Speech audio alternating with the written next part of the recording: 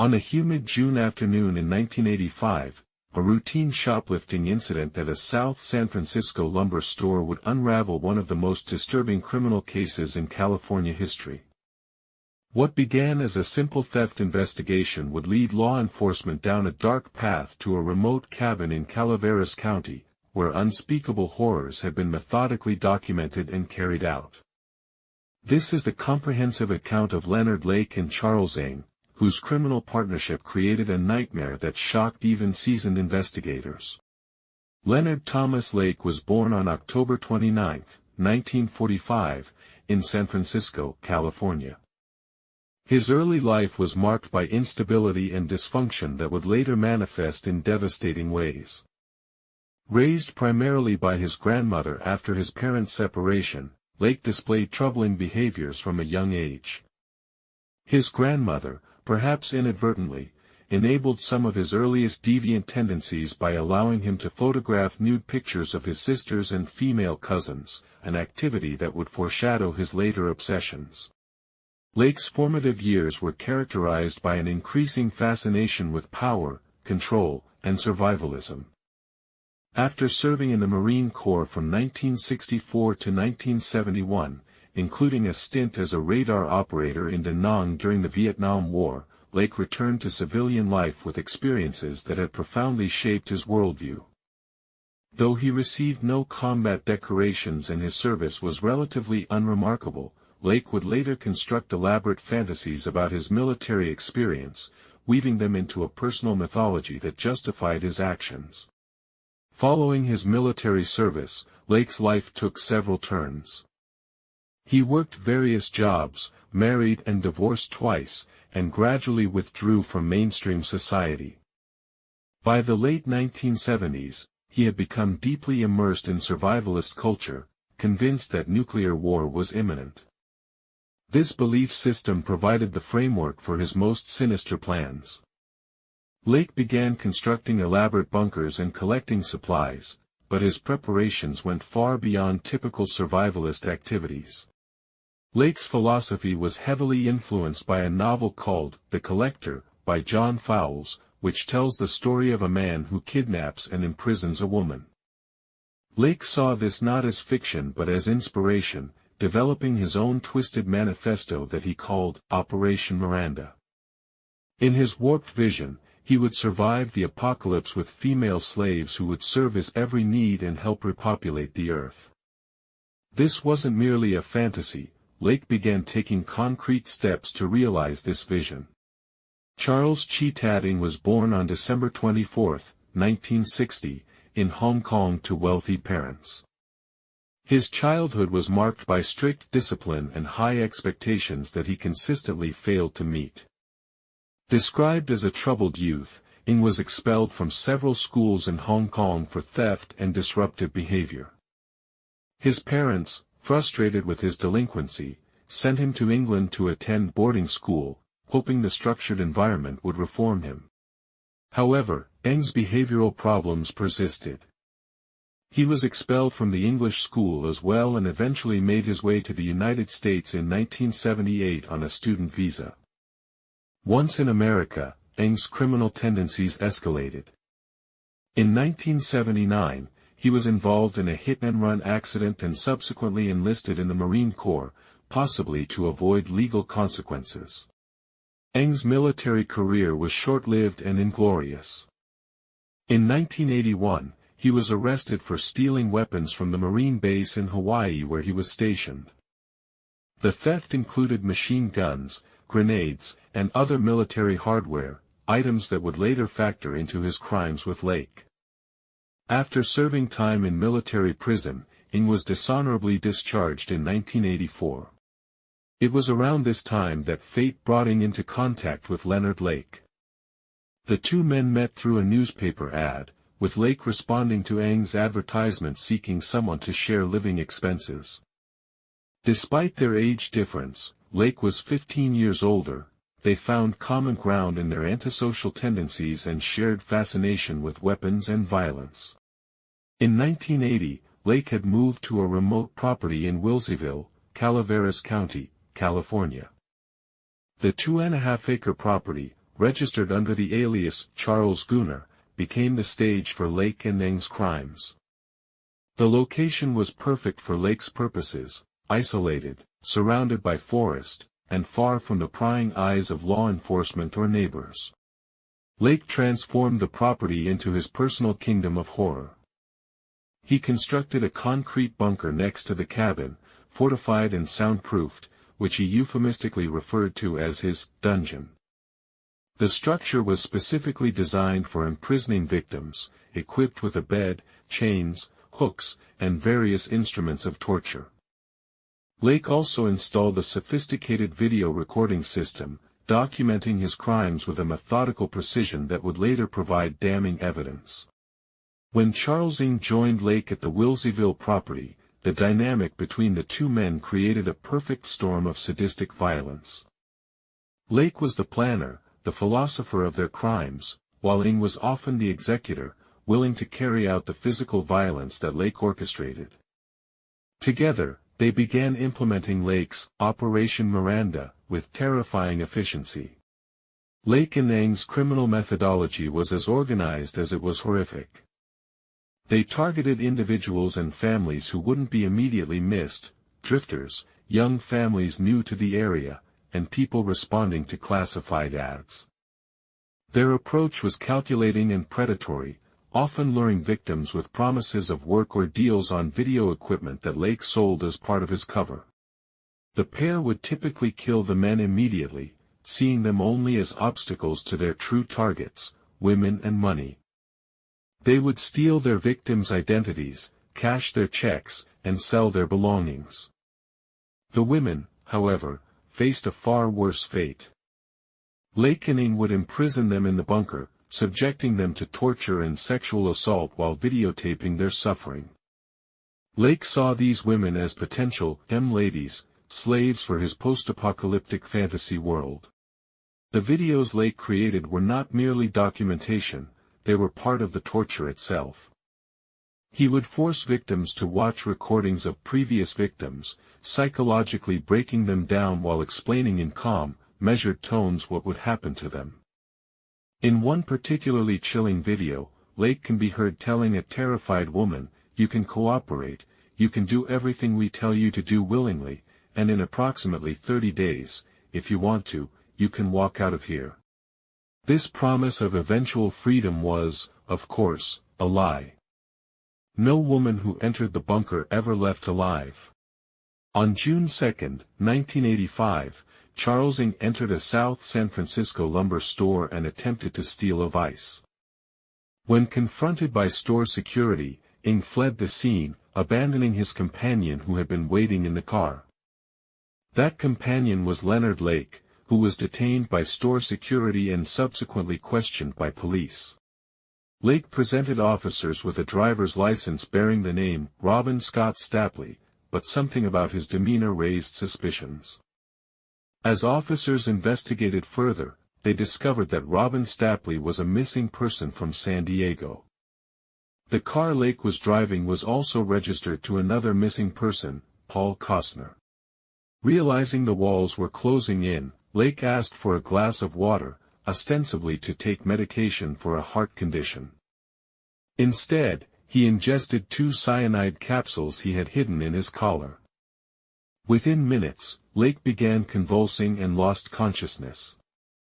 He was rushed to the hospital but never regained consciousness, dying 4 days later on June 6, 1985.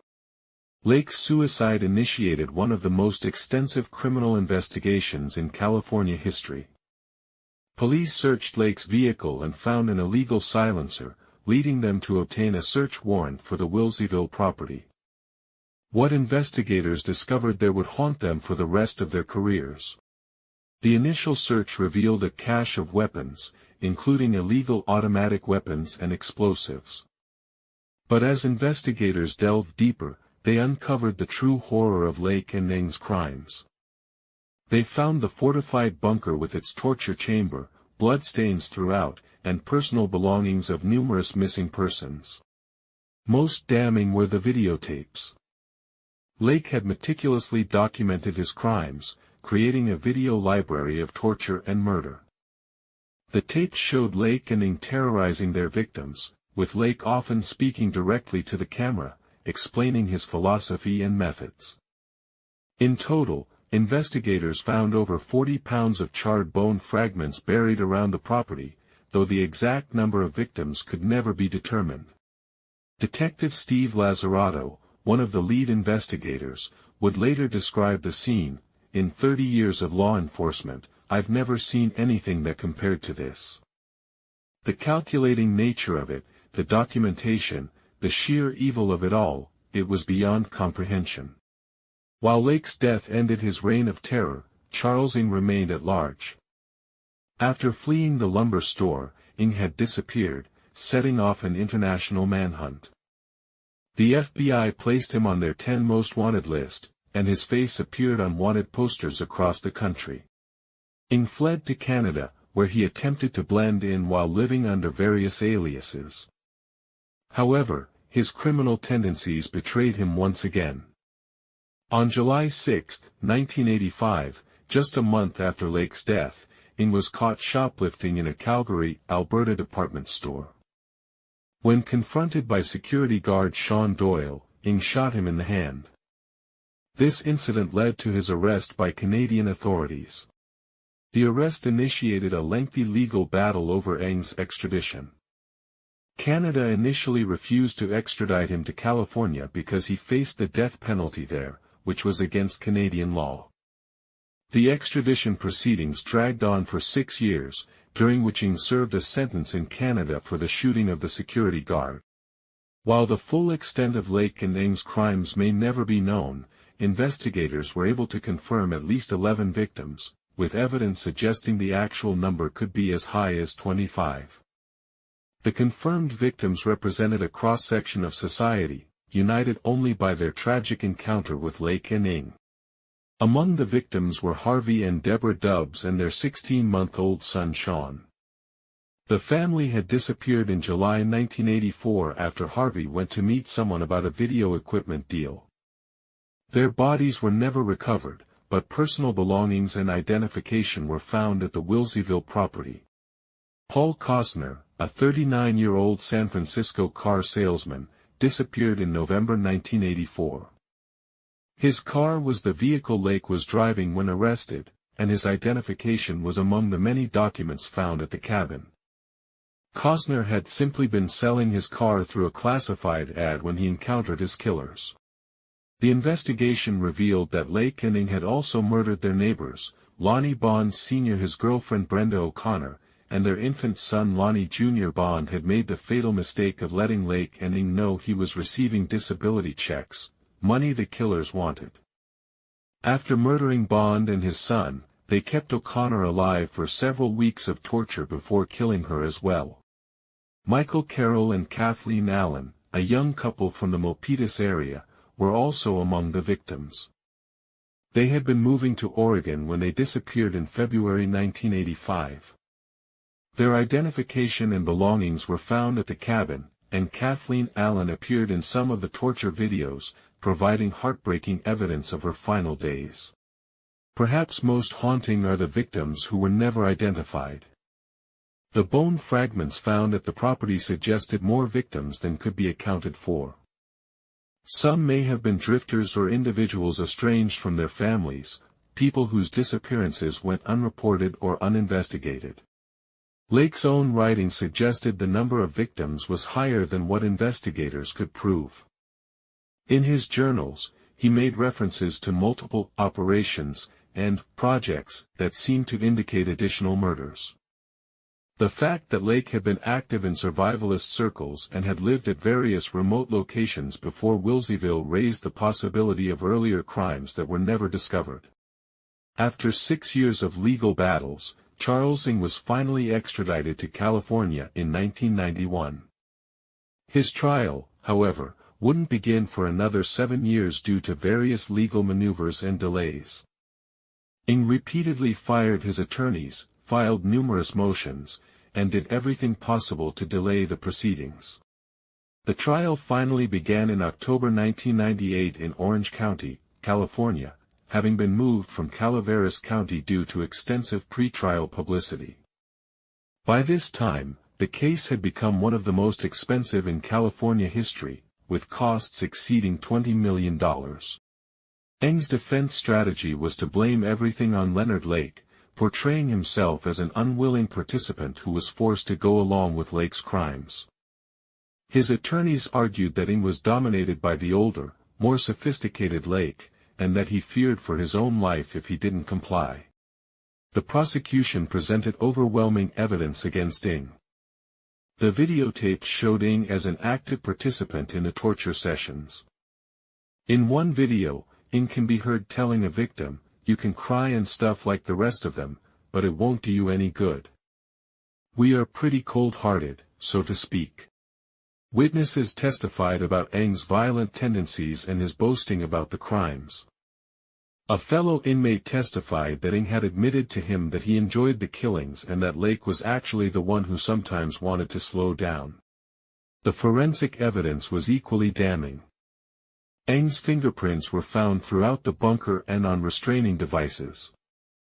Ballistics evidence linked him to multiple murders, and his handwriting was found on various documents related to the crimes. On February 11, 1999, after deliberating for 2 weeks, the jury found Charles Eng guilty of 11 counts of murder. The same jury later sentenced him to death for his crimes. During the penalty phase, prosecutors presented evidence of Eng's complete lack of remorse and his continued danger to society. Eng showed no emotion as the verdicts were read. The families of the victims, some of whom had waited 14 years for justice, wept openly in the courtroom. Several gave victim impact statements, describing the devastating loss of their loved ones and the years of anguish caused by Eng's legal delays. Criminal psychologists who studied the case have attempted to understand what drove Leonard Lake to commit such heinous crimes. Lake exhibited traits consistent with several personality disorders, including antisocial personality disorder and narcissistic personality disorder. His elaborate fantasy world, documented in extensive journals and recordings, revealed a man completely disconnected from normal human empathy. Lake's obsession with control was absolute. His Operation Miranda wasn't just about sexual gratification, it was about creating a world where he had complete power over life and death. His calm demeanor in the torture videos, speaking as if giving a lecture while his victim suffered, demonstrated a chilling detachment from human suffering. Dr. Park Dietz, a forensic psychiatrist who reviewed the case, noted that Lake represented a rare type of sexual sadist who had completely integrated his fantasies into an operational plan. Unlike many serial killers who act impulsively, Lake had spent years planning and preparing for his crimes, building the infrastructure needed to carry them out. Charles Eng presented a different psychological profile. While Lake was the ideological leader, Eng appeared to be driven more by immediate gratification and a desire to prove his toughness. His history of petty crimes and violence suggested someone with poor impulse control and a need to assert dominance over others. During his trial, Eng attempted to present himself as a victim of Lake's manipulation, but evidence suggested he was an enthusiastic participant.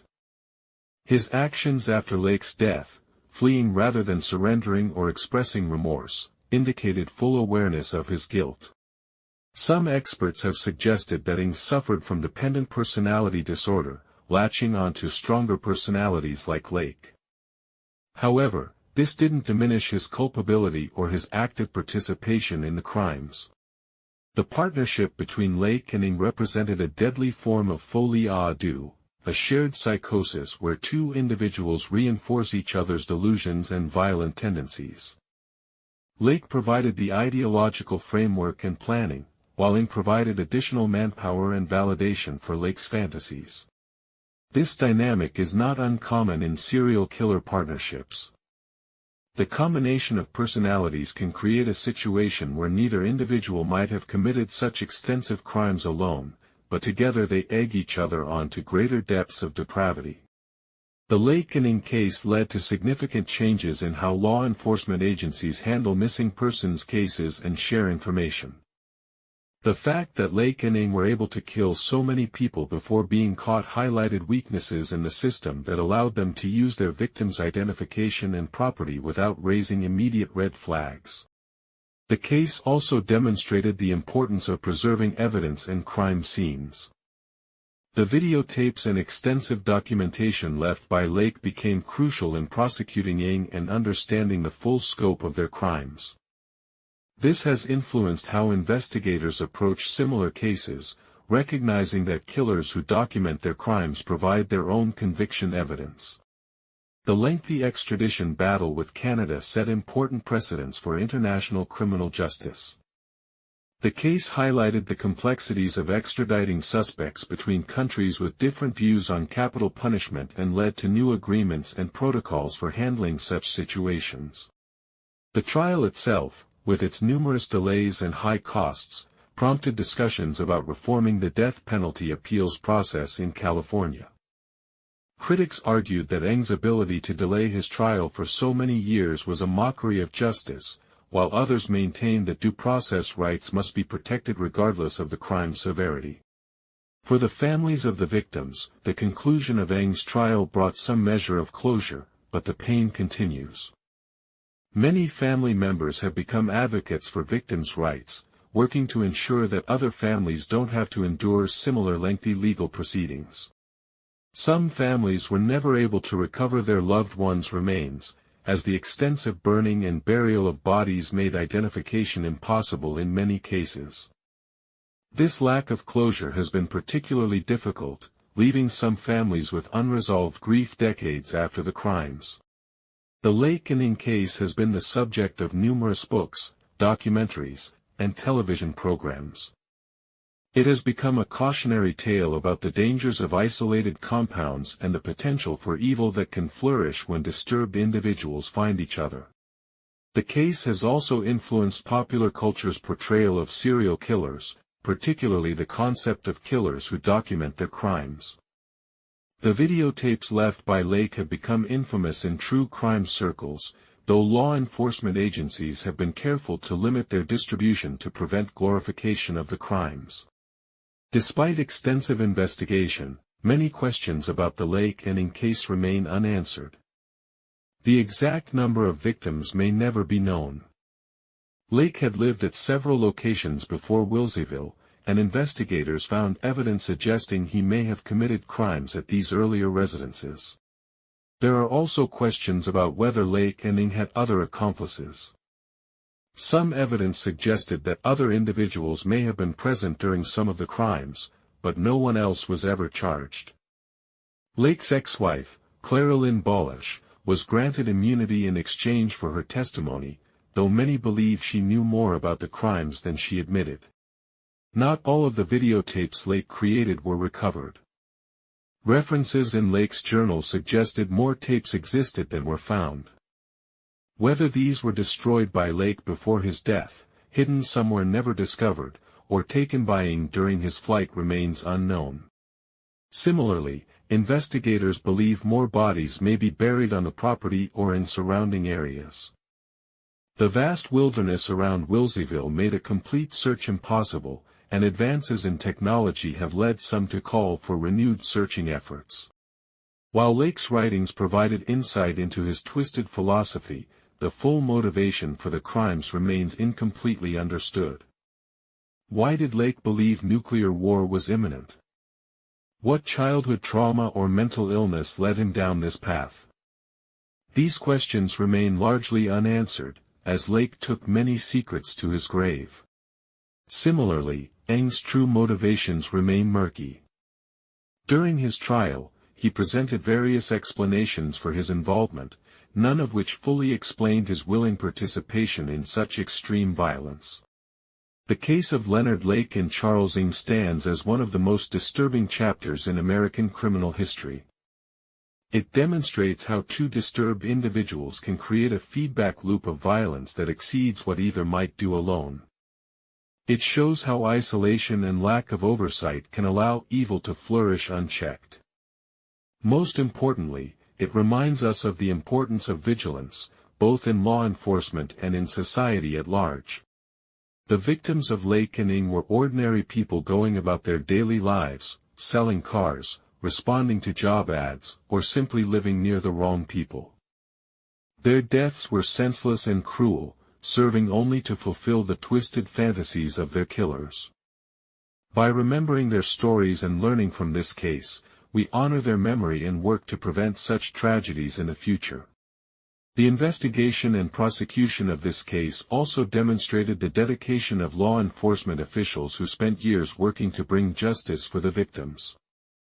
From the local police who first responded to the shoplifting call to the prosecutors who spent years building their case against Ng, countless individuals worked tirelessly to ensure that the full truth of these crimes was revealed.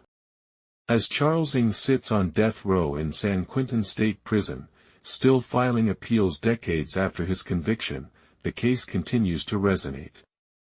It serves as a reminder that justice, while sometimes slow, can prevail.